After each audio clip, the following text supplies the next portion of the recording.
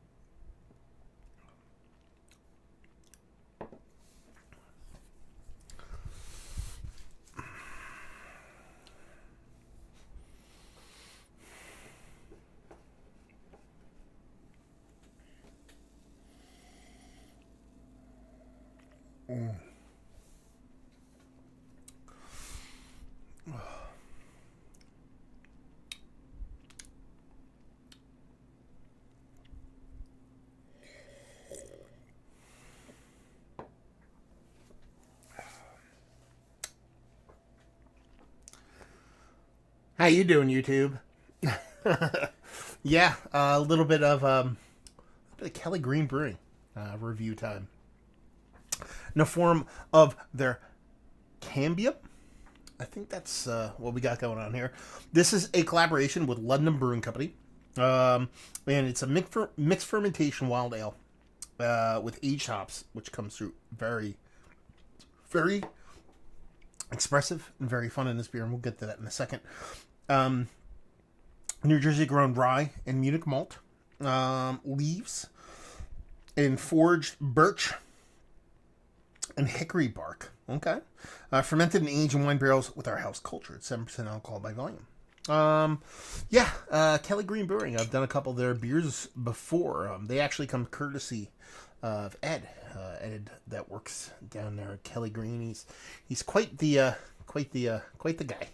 Sends me off some beers, and this one, if you have not watched, I would urge you to go watch the kind of sister beer to this one, for at least for me. He sent me 2 beers last time he sent me off beers, and one was this one. The other one was I actually forget the name. I'm too much in the happiness and bliss of life. And he sent me off another beer, and I reviewed that the day of the Champions League final. Why? Because he sent me these beers, but he sent me a note, and you can see the note in the other one. I actually don't have anymore. I lost it, which fucking pisses me off. I wanted to frame that shit. Anyway, and it was just a picture of Tottenham Hotspur players going apeshit, and he said, enjoy watching Tottenham win the Champions League. And then I posted a review of the beer and talked about my Champions League predictions, and I said they were going to lose. Spurs were going to lose to Liverpool 4-1. Well, I was wrong. Well, I was wrong about the score. The score was 2-0, but they did lose. They lost in very fantastical fashion, and absolutely 100% legitimate handball in the box, and then just kind of wore them down over time, and Liverpool scored the second, and basically just made my day absolutely fantastic. I talked about it in a review. I talked about reviewing this beer, and wasn't sure what I wanted to do.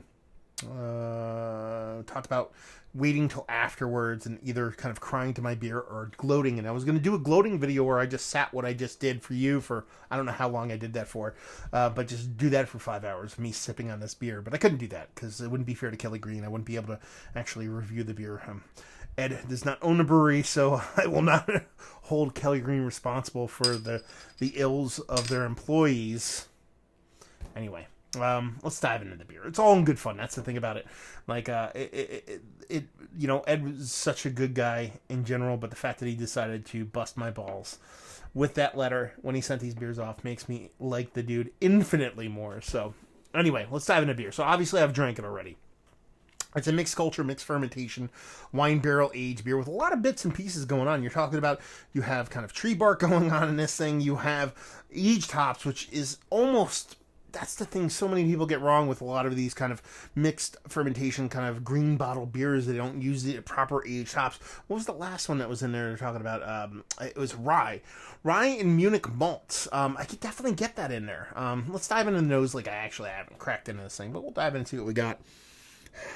Aged hops come through, super musty, a little bit of funkiness, but it has this nice kind of spiciness to it outside of the rye. I think that kind of accentuates those kind of older hops. You definitely get a soft wine vibe off of it, and more grape flesh than a vinous thing, but vinous nonetheless.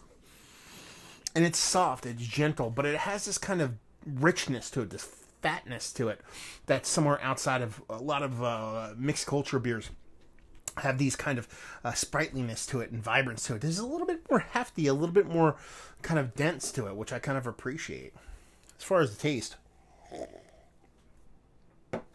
it's weird because it has this spiciness, big spiciness, hops, rye, in tune, and this kind of really spicy in a very fun way. And I don't even know if that kind of birch bark, kind of tree bark thing is kind of adding to that spiciness. I would assume so. But it has this softness about it, this roundness, like I said, this kind of richness to it, but it's soft, it's gentle. Well, at the same time, that spiciness is so aggressive, it gives you that kind of juxtaposition between the two things that is like one so sharp and one so soft. It just kind of piques my interest, piques my palate's interest. How about that shit for highbrow talk? And it's got a great carbonation on it. This is a really good beer. Listen, the mixed culture stuff I've had from Kelly Green is quite nice. The first 3 beers, and the only beers I've ever had from, came from Ed, and they're quite nice, and I really enjoyed them, all for different reasons. The next batch just tastes a bit more kind of like you've been making them a bit longer. I know not to be as simple as that, but with experience comes depth, and what comes character, and it feels like it shows in this beer. And it shows in the beers that I've had since I've had the last, it's been about a year or so since I've had the last ones from these guys. And that kind of, how do I put it? The other beers were mixed culture beers, and they had, food or wood going on. Puncheons, I think some of them were put in, or maybe all of them. But there was moving parts in those beers. There was like, okay, the beer, mixed culture, wood, done. The next couple I've got Niswood, Cadmium, and the other one, I want to say Cadmium, Cambium, and the other one, I even have more moving parts to them, and more times than not, when you start adding more moving parts, you get more complex. You start to lose the wheel. The wheel starts to wobble, and you kind of lose your way a little bit. I don't feel like that's the case here. I feel like these added components make sense. They're thoughtful. They're put there for a reason, and honestly, it's one of those things where it's addition by addition. More times it's addition by subtraction. Let's keep it simple, stupid. Keep the KISS thing going when it comes to beer, a lot of other things in life. But in this beer, man, I think it really does come through that these added components add more character, add more depth to the beer. I think that's a good thing. So yeah, great mouthfeel. Comes off, I'm trying to give it, it's almost like a fruit juice thing, but not in the way you think about a hazy kind of fruit juicy beer. Kind of like like an undersweetened, under-ripened, kind of like spice pear drink. That's kind of the vibes I'm getting off. And I'm getting like these pear vibes that really turn me on. And the way the aged hops marry well with the nice spicy raw rye maltiness, which I assume is kind of going hand in hand a little bit with that kind of tree barkiness, which actually probably bridges the gap with the wine barrel that gives you those soft kind of oaky vibes. It has a touch of vanilla, but not too much. And then you're talking about having that added a pop of that acidity from the wine barrel. It's just a really pretty beer. The pretty is the word. Again, I know that word can be overused sometimes when it comes to a lot of mixed culture beers, but this is pretty in the sense that like Charlize Theron in like Mad Max pretty. Do you know what I mean? Like, she's not coming off as, a pink dress unicorn, kind of sugar and spice and everything nice, kind of pretty. It's a bit more kind of, a little bit of rough and tough, rough and tumble kind of pretty. it just works. So it's a super tasty beer. So, I mean, all of Tottenham's craptasticness and fuckduckery aside, this is a fantastic beer. So even going into this, you know, not that I want to shit on any beers, but I'm just like, hopefully it tastes like failure, like Tottenham. That's a joke. Actually, I don't think that way.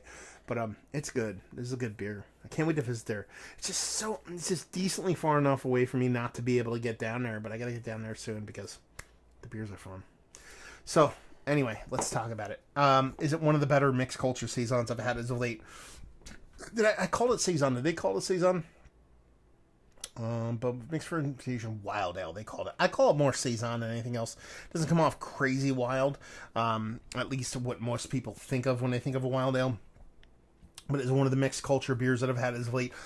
Yes, but yes in a way that it's quite a bit different. Like I said, again, that kind of pretty heftiness to it. It comes off a bit more rugged, while at the same time staying pretty. A lot of these beers tend to be a little bit more gentle, a little bit more softer.